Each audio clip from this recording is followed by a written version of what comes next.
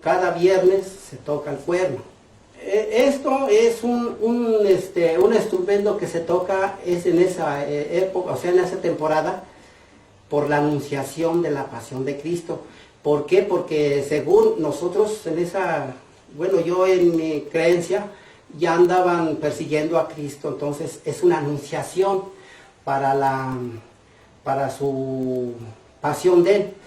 La costumbre es de que se levanta uno a las 5 de la mañana, el viernes temprano, así en las calles o a la iglesia, para que la gente oiga que sí hay un cuerno que está anunciando la cuaresma. Todos los días temprano, según las creencias de los abuelitos, ¿no? Mi abuelo, pues, a las 2 de la mañana salía Dios nuestro Padre Jesús a pasear por las calles. Entonces mi papá en paz descanse salía a las 2 de la mañana a tocar todas las calles, me daba tiempo. Y yo se me quedó la costumbre esta también. En esos tiempos, según el cuerno, salió a tocar esa persona anunciando que Jesús iba a ser perseguido y carcelado y crucificado. Fue el anuncio, salió a la calle ese personaje. Y el tono, según lo que me platicaba el que me enseñó, en un tono dice que María va llorando al encuentro de Jesús y que Jesús va a ser encarcelado, va a ser crucificado, según el tono es lo que manifiesta. Y el día de hoy, que es jueves, mañana la procesión, a las 12 del día se acaba la procesión y no se vuelve a tocar hasta el siguiente año.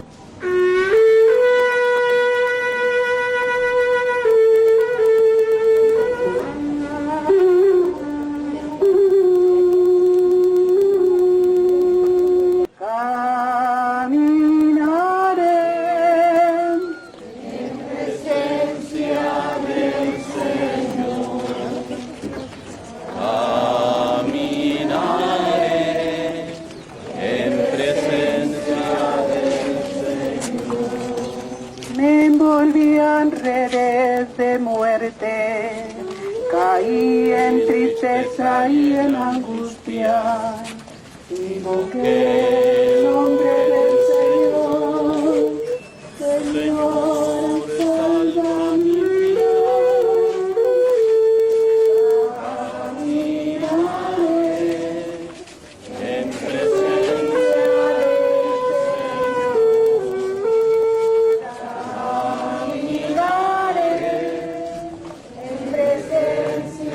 del Señor.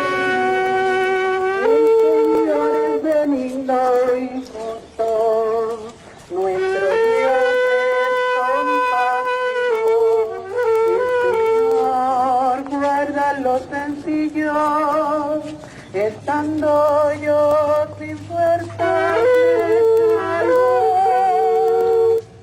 caminaré en presencia del Señor, caminaré en presencia del Señor.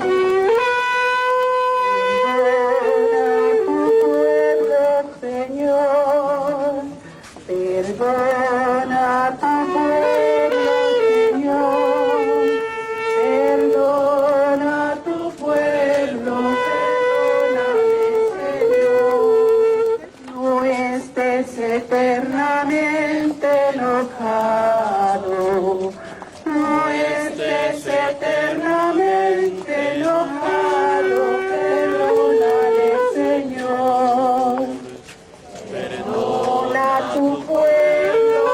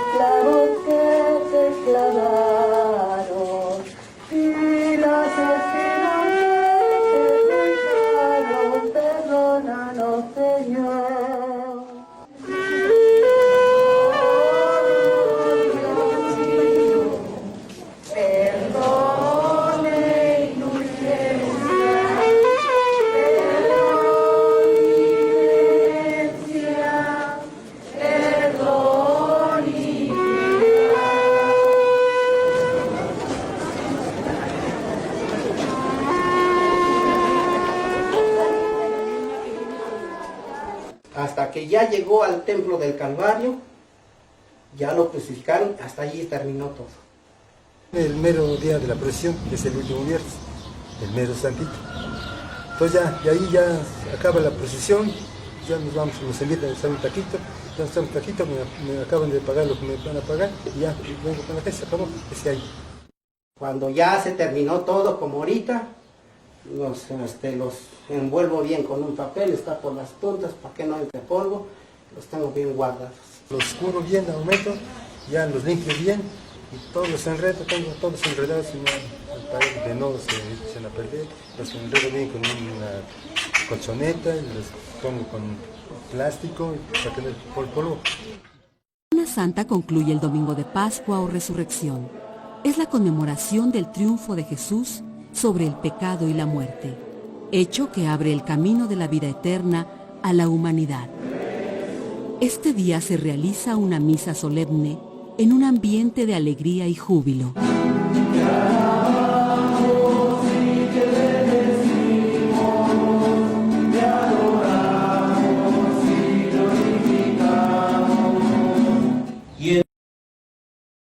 Aquí la conocemos por dos nombres, por el cuerno o la chirimía. Según he oído otros comentarios, que la chirimía es otro instrumento que se toca con otra festividad. Yo cuando lo empecé a conocer le nombraban la chirimía, pero ahora mucha gente lo conoce como cuerno. Este es un cuerno de cualquier animal, ¿sí? Puede ser una vaquilla, puede ser un toro. En la actualidad, pues ya no hay toros grandes como antes, que tenían unos cuernos muy enormes. Ya los animales ya no desarrollan. Pero si fuera grandote, no, qué maravilla, más o menos por acá. Sería lo máximo. Todo hecho que hierva dentro del agua. Ya que más o menos lo saco tantito y le pico con una cosa, ya se le va la vara, con la cosa que estoy picando, entonces ya lo saco. Entonces ya lo empino boca abajo así, lo azoto así, ya se le sale toda la carnosidad que tiene adentro. Ya después lo limo con algún limatón, una lima, toda la costilla que tiene por dentro. Porque luego también las costillas que tiene adentro, a la hora de estarle jalando, nos perjudica. Se talla, se le da una rebajada con vidrio. O con una lija, se rebaja bien. Entre más delgado esté, es mejor porque el sonido sale mejor. Entonces después de que lo delgazo también ya lo pongo ¿cómo se llama? Lo curo con alcohol para que no apeste a la hora de tocar. Entonces ya que estamos unos 8 o 15 días así, más como 15 o 20 días, ya lo seco bien, lo lavo bien, ya le consigo la vara. Es un carrizo porque está hueco. Nomás se mete una guía, un alambre, y se le saca de aquí para arriba y le saca para afuera, entonces ya sale toda la basura. Es como algodoncillo que tiene. Esta es una vara que se nombra tabaquillo. Puede ser de la blanca, porque hay dos clases. Puede ser blanca, puede ser morada. Pero para nosotros, si la morada es mejor, es muchísimo mejor porque sale otro sonido. Antes había carrizos más grandes. Y entre más la distancia sea, es mucho mejor. Pero ya en la actualidad ya ni las plantas crecen. Y también cubro la vara con alcohol también. Entonces la dejo así firme para que se esté remojando unos 8 o 15 días. Después lo sacudo, ya no tiene alcohol, entonces ya se la meto acá. Entonces le corta y se hace con una broca, se hace el agujero, a modo de que entre los huesos de la vara. La terminación del carrizo al cuerno se une para que no haya aire. Con cera, que le nombramos cera de Campeche, para taparlo. Entonces ya se lo pegaba yo con un resistor de soporte y le metía la vara a modo que ya no se mueva. Y yo le pongo estas cositas para que no con el calor se me afloje. Y aquí arriba lleva una especie, sino que es carrizo. Es a donde nosotros lo podemos tocar en la boca. Y esta es una flauta puesta de plástico. Se le pone también cera de Campeche. Aquí ya me le pongo, ¿cómo se llama? Resistor. Aquí ya me le pongo cera de Campeche. También ahí lleva cera de Campeche. Todo lleva cera de Campeche. Más que afuera ya le pongo, por dentro para que no se mueva, le pongo el resistor. Entonces ya que ya está armado, se le echa aceite de olivo. Porque también el aceite ese, el olivo, le da un acento. Y se deja remojando, por decir, unos 3-4 días. Y le vamos dando vuelta para que se vaya remojando la vara. Ya estando bien, porque reseca, no se oye bien y nos cuesta para jalar el aire. Esta es manguera. Es una manguera que se le da vuelta en la terminación de acá del cuerno, porque el cuerno está más grande Y lo mismo una flauta y se le enreda con cinta para que no se desuna. Óigalo con la vara y óigalo con la manguera y es muy diferente. Tiene otro sentido. Muy práctico para ir caminando y tocando, pero este no, porque como la distancia de la vara estorba, entonces nada más se toca estar parado. Aquí le hice los abuelitos para que le meta yo listo. Cada año se los quito, los viejitos, como estos se queda, si Dios me presta vida, hasta aquí un año, se los quito estos y le pongo nuevos también. El color tiene que ser morado. Sí, pues de la Semana Santa, morado, tiempo de Semana Santa.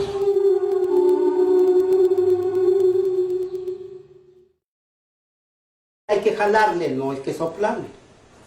Como cualquier instrumento que hay que soplarle. No, porque hay que subirlo, el aire. Para arriba, jalar. Absorber. Absorber para arriba. Tampoco así. Pues no. Y se tocan ayunas, porque estando el estómago lleno, no alcanza, ya no se puede, se siente una sofocación que no se puede absorber para arriba. Cuando vamos a tocar, pues sí nos tomamos un café, ¿sí? No comer demasiado, porque pues sí siente lleno, pues sí son así, es un poco pesado, siente uno incómodo, ¿no? Ya terminando, pues ahora sí puede uno tomar, ahora sí comer. Lo que molesta es los pulmones. Es lo que molesta. El estómago no, porque yo tampoco no voy a comer luego después de comer, ¿no? Entonces yo desde unos 8 o 15 días antes ya comienzo a ensayar yo. Ya de por sí ya sé bien, ¿no? Pero como se pasa un año, pues ya como que no le agarro bien. Por eso ensayo unos 8 o 15 días. 15 días antes, ¿sí? Para que ya así vayamos agarrándole. Y ya cuando se llegue el primer miércoles de ceniza, vamos a tocar a la iglesia. Antes de tocarlo se prepara con aceite de olivo para que tenga mayor, para jalarle no dificulte, porque por el polvo. Entonces el aceite absorbe el polvo y ya no deja el polvo que se pase hasta acá. Lo limpia uno bien de toda la vara, todo el polvo, lo que tenga, lo que sea, también se le va limpiando, todo lo que es el cuernito también se va limpiando, todo eso también.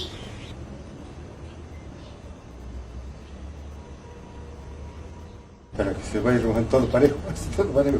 Si nomás le echan el puro cuerno, el puro cuerno, y la vara no se moja. Y hasta que sale aquí, está, mira, ahorita ya salió.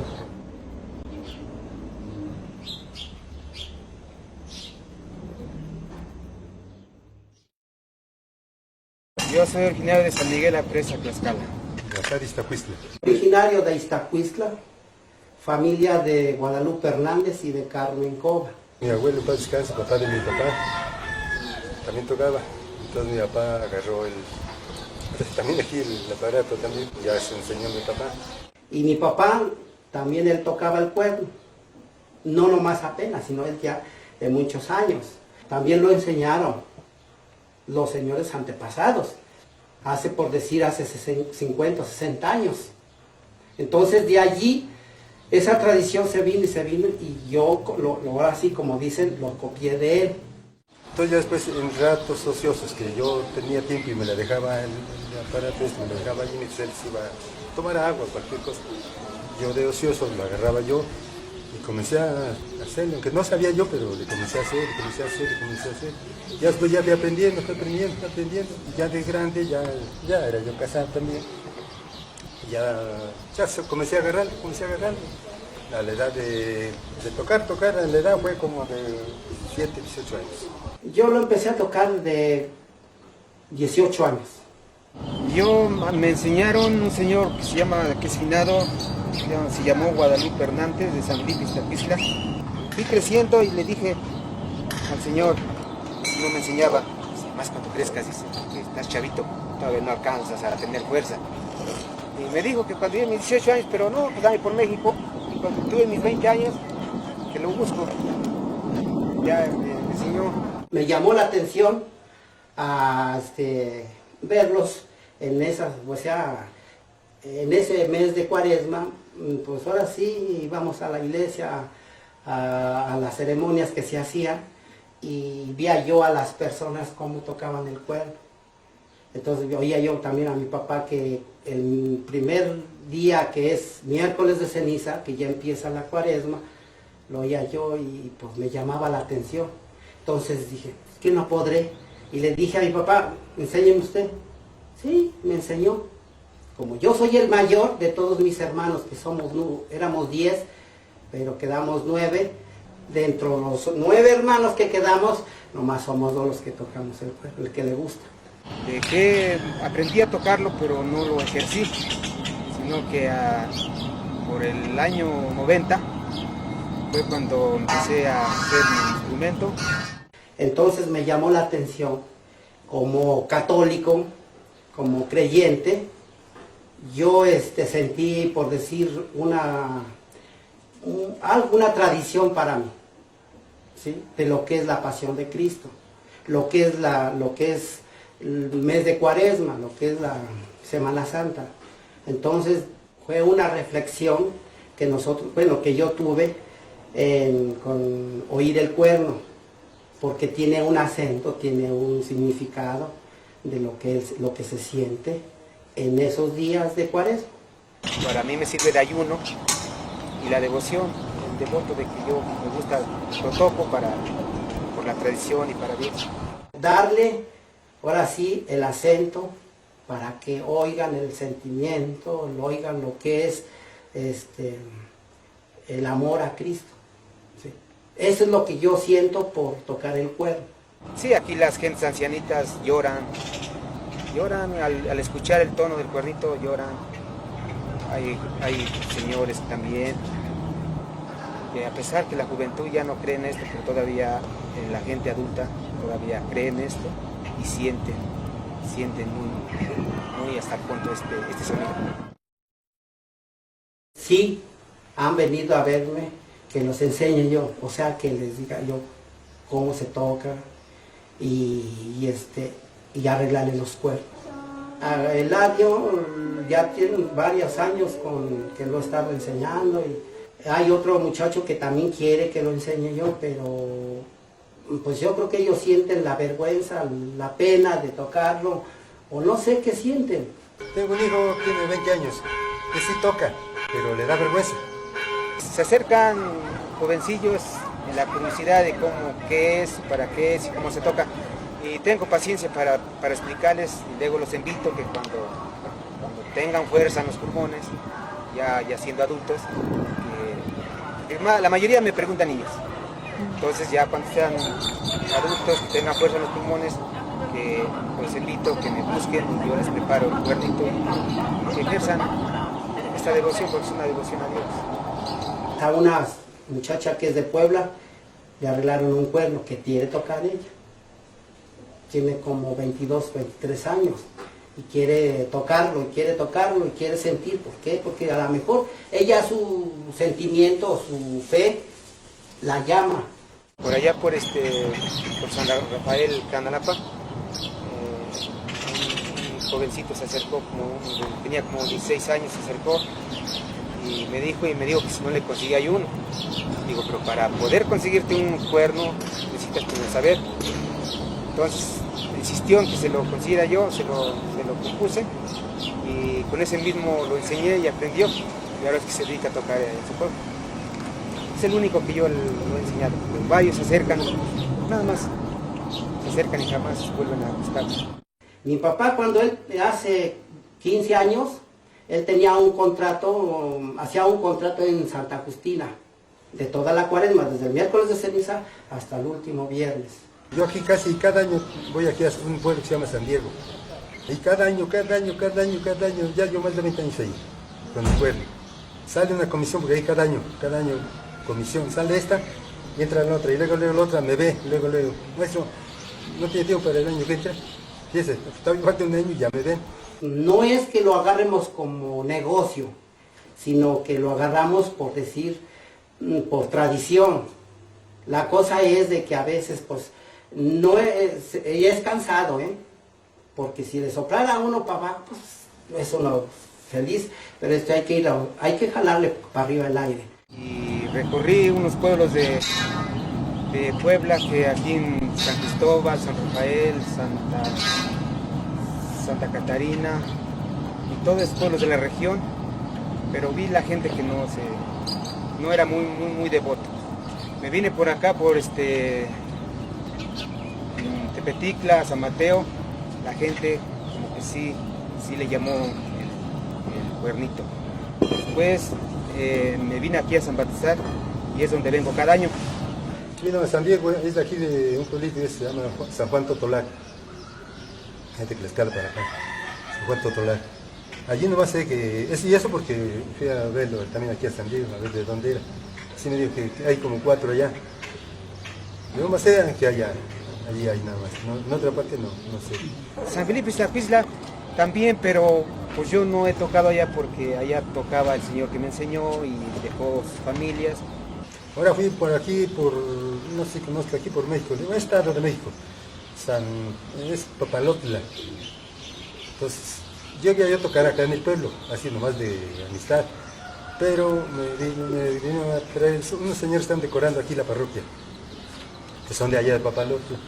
Y como ya nos conocemos, pues me dijeron, no, es mal, pues que es que por allá no se conoce esto, el cuerno, y allá no se conoce. Aquí venimos 3. San Felipe está aquí, otros 3. Yo no he visto más, por Tlaxcala luego voy, o pregunto, por otros lados igual, México, menos.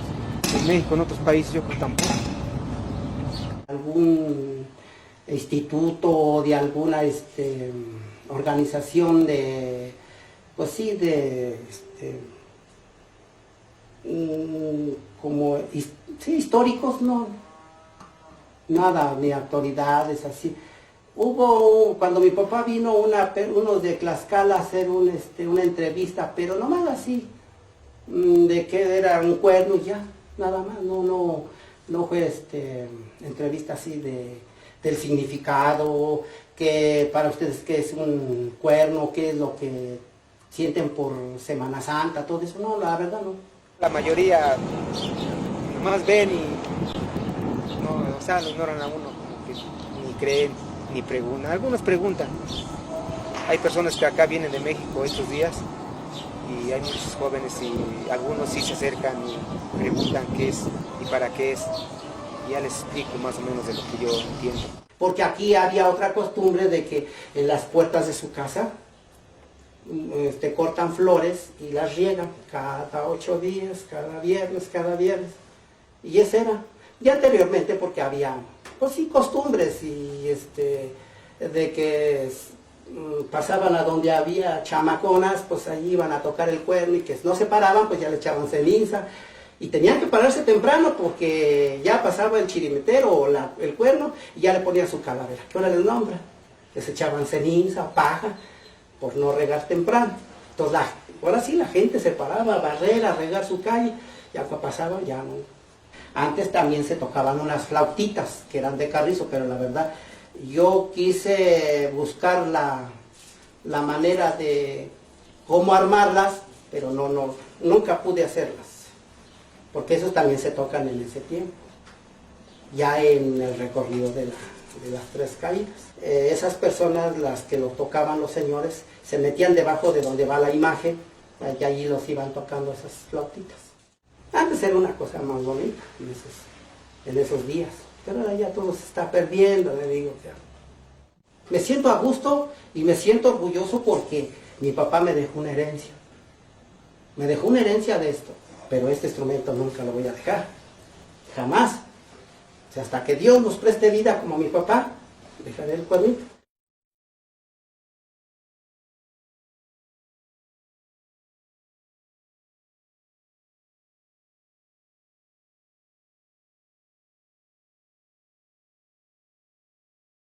El tochaca es uno de esos instrumentos que hasta para la organología en México es uno de esos instrumentos extraños, curiosos, en la que hay sin duda algunas lagunas. Yo creo que los que han estudiado en el país acerca de este instrumento tienen acercamientos, lo tienen registrado, lo ubican en sus respectivas zonas y sin embargo no deja ver unas lagunas tremendas en cuanto al proceso de desarrollo que ha tenido y además la diversidad. Tiene una particularidad de ejecución que es que la trompetilla en vez de insuflarse se aspira. Es muy curioso porque uno pensaría que lo que hace y que lo que produce el sonido es el aire que se va moviendo en el interior de la corneta y el pabellón sería la resonancia que le permite tener ese sonido tan potente, pero cuando se insufla pues la lógica ya no nos funcionaría de la misma manera y sin embargo el sonido, la producción del sonido es sumamente fuerte, muy potente. El hecho de que el toxacatl tenga la trompetilla aspirada, eso impide de un artificio que se utiliza mucho en los instrumentos de aliento, que es el ataque y el control del ataque a partir de la lengua, ¿no? La lengua, así como cuando nos quitamos la basurita del labio, es una técnica que casi se aplica en todos los métodos de enseñanza de flautas, de oboes, de clarinetes, de saxofones, de fagotes, de trompetas, de cornos, de tubas, ¿no? Y eso ayuda a regular, a precisar el ataque, a precisar la afinación en el instrumento, a precisar la duración y demás. Esta gran ayuda de poder con la lengua hacer esas obstrucciones, ¿no? Y esas emisiones así espontáneas, no se tienen cuando se aspiran, no puede hacer unas. Entonces, ahí requiere de una gran maestría. Por otro lado, el instrumento sí está ceñido por las leyes físicas de la concomitancia del sonido. Esto es de los armónicos. Lo que se puede sonar con un toxacatl son las secuencias de los armónicos. Entonces, por eso toda la música, por lo menos la que yo he oído, la que he grabado, la que he presenciado con estos instrumentos, siempre es una música con las cualidades de un instrumento diatónico, modal, de acuerdo a la capacidad de armónicos que pueda emitir el ejecutante, que los hay unos bárbaros, ¿no? Para muchos investigadores consideran que es un instrumento de origen prehispánico, sobre todo por el mismo nombre, toxacatl. El nombre que he podido contrastar con hablantes de náhuatl de diferentes partes del país, y en donde la coincidencia ha sido que toxacatl se podría entender como el carrizo o la caña de la fiesta del Toxcatl. Algunos otros investigadores consideran que si bien pudo haber sido un instrumento más o menos prehispánico, se fusionó con algún otro tipo de instrumentos similares que usaban los españoles. Me ha tocado verlo en Guerrero, en donde antiguas cornetas heráldicas fueron transformadas de una manera muy sencilla, quitándole la boquilla de copa, poniéndole una bola de cera, y en la bola de cera adaptando un tubillo que podía ser de hueso de pájaro, de cañuto, de pluma de guajolote, de águila, o ya más recientemente popotes, tubitos de bolígrafos o de cosas parecidas, ¿no?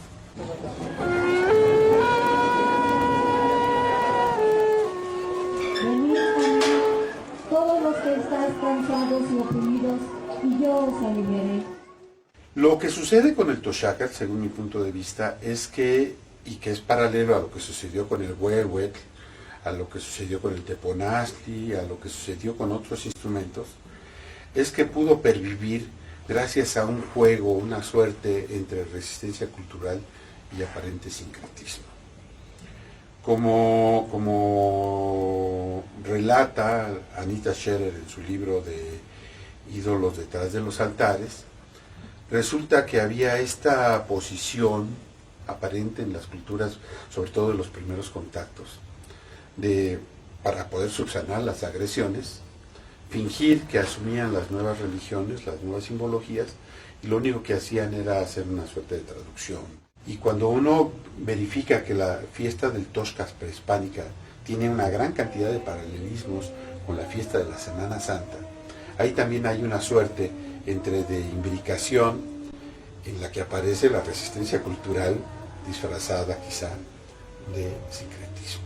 Para otros investigadores como para mí, no nos preocupa tanto el origen. Pensamos que es más importante tratar de entender cuál es su papel en un contexto actual, o al menos en un periodo histórico que tengamos ciertos datos para tener cierta certidumbre. Desafortunadamente, pues ninguna de estas hipótesis se puede corroborar a ciencia cierta porque no hay las fuentes, o no hemos encontrado las fuentes todavía para poder apostar a una u otra hipótesis. Las historias orales que se van levantando en las regiones son muy recientes. Los viejos ya no logran tampoco, dicen, pues yo solamente recuerdo que desde siempre ha estado ahí ese instrumento. Entonces, no ha sido fácil, los archivos tampoco dan fe de mayores datos que pudieran abonar posibles épocas en las que surge. Creo que sería mejor y tendríamos más rigor de ver qué es lo que sucede hoy día, cómo está funcionando y bajo qué condiciones se usa, cuáles son los sentidos, los significados que la gente les da, en qué contextos de la vida está siendo empleado. Lo interesante de este instrumento es que, por un lado, marca muchas diferencias con otros instrumentos. Dos, que su uso ritual también es muy interesante y que le da un sentido al instrumento independientemente inclusive de su propia materialidad.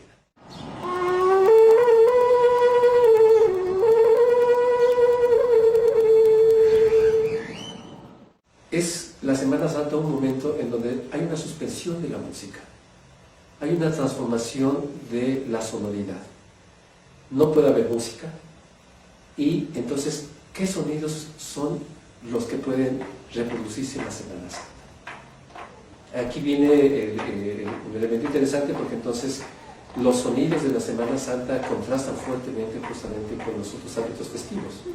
Entonces, claro, no se puede usar cierto tipo de música, pero entonces como sustituto puede ser el silencio mismo en algunos casos, o cierto tipo de sonoridad que a veces ni siquiera es concebida como música. Me llama la atención que, por ejemplo, en el caso del Toxcat se hable de toques de Semana Santa. No necesariamente están hablando de música. A mí me parece que es significativo que hablen de toques de Semana Santa. Me parece que lo que están marcando es la distancia, la diferencia justamente entre lo que es música y lo que es un toque. ¿Por qué un toque? Porque si en el ámbito de la Semana Santa está suspendida la música, se le genera entonces un espacio para una sonoridad distinta que es el toque. Y en muchos casos se vincula en gran medida a la expresión del dolor. Entonces es muy interesante porque aquí el Toxcat, más que ser un instrumento que produce una música, lo que es, para mí, en este caso, es un instrumento que está produciendo sonidos de pasión, sonidos de dolor, sonidos de tristeza. Es la expresión sonora de un momento sumamente triste, doloroso, y que la función es construir ese ambiente de dolor, de pasión, en todos los que estamos alrededor del Toxcat.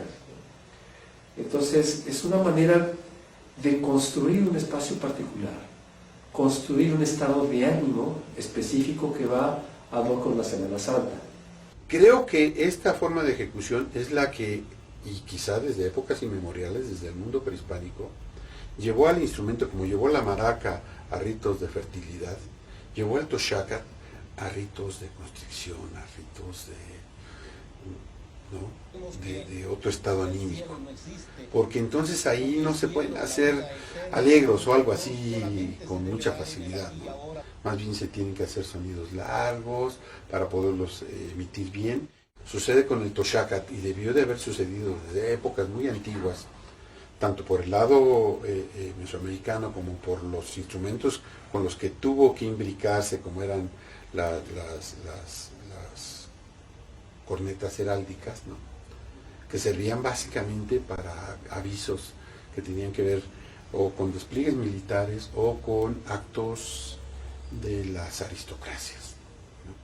Entonces funcionaban en este caso no como instrumentos musicales, sino como objetos sonoros, en tanto que producían mensajes y supuestamente no intentaban en ello, no intentaban quizá en su mero principio tocar lo estético, pero como los hombres somos así, los seres humanos, somos en la búsqueda de, y quizá en imitación de los seres prodigiosos que emiten gorjeos y cosas alrededor nuestros, de tratar de depurar las sonoridades. Entonces lo que era meramente un objeto sonoro, en tanto que emitía mensajes, empezó a transitar en lo estético y en ese sentido a transitar en la música. Eso para mí es la parte más rica de este instrumento, ¿no? De ver cómo efectivamente las culturas han construido una estrategia para, vamos a llamarlo así, para delinear un universo sónico que marque la diferencia con un universo sónico de otras entidades festivas. No estamos alegres, estamos tristes porque ha muerto Jesucristo.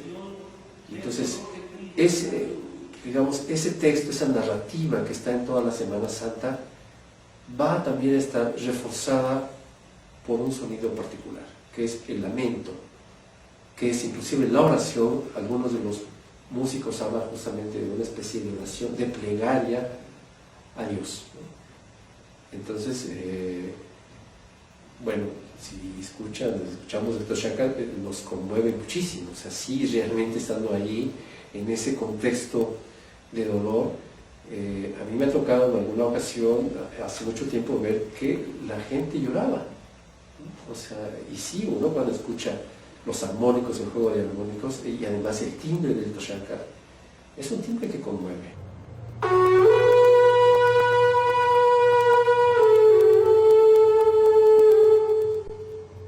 El Toshaca para mí que tiene una musicalidad impresionante, en donde la vena siempre está muy ligada al sentimiento, tiene una sonoridad muy pastosa, muy rica, no es estridente como son las propias cornetas militares o algo. El ataque yo creo que es lo que ha ido definiendo esta personalidad y esta congruencia, seguro que también su permanencia, ¿no? Con el contexto en el que funciona. En la gente el sonido del Toshaca forma parte de la pasión dolorosa, forma parte de un sonido dramático, forma parte de reforzar un estado anímico colectivo de la ocasión en la que se realiza estas conmemoraciones de Semana Santa. El buen ejecutante del Toshaca es el que logra hacer llorar a la comunidad. El mismo Toshaca te está diciendo de una manera y con un lenguaje que no tiene nada que ver con las músicas festivas, que no tiene nada que ver tampoco con las escalas asociadas de la música occidental. Entonces la gente lo tiene muy en su horizonte sonoro, ¿no? En su memoria colectiva, es parte de este simbolismo social, ¿no? No solamente debemos pensar en música como tal, sino en la construcción de un arte sonoro. Yo diría, estamos frente a una expresión de arte sonoro, para abrir un poco el esquema de lo que es música. Y por lo tanto, estamos ante artistas de arte sonoro que saben perfectamente cómo manejar los sonidos para producir un estado de ánimo, de dolor, de tristeza y por supuesto de recogida, que acompaña un momento tan doloroso como puede ser estar recordando la muerte de Jesucristo. Esta magnífica imbricación entre las cualidades del instrumento físicas, el sonido que producen y en el entorno en el que fueron aplicadas, lo que hace que las cosas permanezcan. Es lo que hace que el instrumento, a pesar de los siglos, a pesar de los medios masivos de desinformación, a pesar de tantas cosas, ahí esté vigente, ¿no? Bueno, ya no con los tallos, porque los tallos se rompen fácilmente, porque habían accidentes, me platicaban, ¿no? Lo iban caminando y podía ser hasta peligroso, y ya que los hagan con mangueras, pues eso casi es lo de menos, porque de todas maneras le sacan unas sonoridades impresionantes. En aquellas sociedades donde la transmisión de la cultura, por ende la música, se hace desde las estrategias de la oralidad, hay una lógica muy distinta a la música que se hace a través de la escritura. De hecho, consideramos que en el caso de la oralidad no se da, como en el caso de la escritura, una pieza que se registra o un instrumento que se construye bajo un modelo, sino que hay un saber que se reproduce constantemente y que no necesariamente obedece a un único modelo, sino que se van construyendo distintos modelos, distintas variantes, y que ninguna de ellas es mejor que la otra, ninguna de ellas es la original y los otros no, sino que son variantes de un mismo instrumento, y por lo tanto a nosotros como investigadores, como musicólogos, nos interesa estudiar todas las variantes y ver cuál es lo que llamamos este sistema de transformaciones. Por ejemplo, el hecho de que sí, hoy día pues se están utilizando, por ejemplo, ciertos materiales como mangueras, y para nosotros no es ningún problema, o sea, simplemente es porque hoy día están utilizando este recurso. Utilizan para unir lo que es la embocadura, el tubillo, cera justamente, y para unir el pabellón, aunque sean hechos de lo que sea, aunque sean de manguera, o sean de hoja de lata, o sean de latón, utilizan cera como segmentante. En el momento de ir en la procesión necesitamos un instrumento más portable, y entonces la manguera nos resuelve un problema para poder caminar. Entonces estas son las cosas que a nosotros nos parece interesantes ver de todas estas variables que desde mi punto de vista van como generando esta diversidad también de instrumentos musicales. Entonces yo creo que esa es mucho la lógica de estas culturas, ¿no? Las tradiciones musicales, a diferencia de lo que la gente suele pensar, no son acciones que se repiten invariablemente. La verdad es que las tradiciones son una serie de comportamientos que se suceden en donde siempre hay un sustrato, siempre hay un corpus, que es como el tronco pero que va teniendo transformaciones en sus procesos. A mí me gusta cómo alguna vez lo describe Ángel María Garibay, con un concepto que le llama el doble eje, donde un poco, como yo lo entiendo, es que siempre hay un roce entre lo antiguo y lo moderno. Y en este roce, varios de lo moderno se pierde, y en este roce, varios de lo antiguo se pierde, pero en este roce, casi como si fuera un proceso de imantación, varios de lo moderno se pasa a lo antiguo, esto es, se incorpora a la tradición, ¿no? Y varias de las cosas modernas en realidad están nutridas también de lo antiguo. Los ejecutantes del Toshakat tienen un saber que es particular y que de ninguna manera es inferior a otros saberes. O sea, no es ni inferior ni superior, simplemente tenemos que entender que hay diferentes saberes musicales. Que el saber, por ejemplo, de una escuela de música en donde se aprende a escribir la música, se aprende a utilizar ciertas herramientas, es saber entre muchos otros, ¿no? O el saber de otro tipo de música, como puede ser el mariachi, es otro saber. Y que, por supuesto, los músicos que tocan, por ejemplo, el Toshakat, pues es otro saber. Entonces creo que sería el primer punto. Son saberes distintos, pero su distinción no nos hace ser ni mejores ni peores, ¿no? Simplemente distintos, con sus propias complejidades.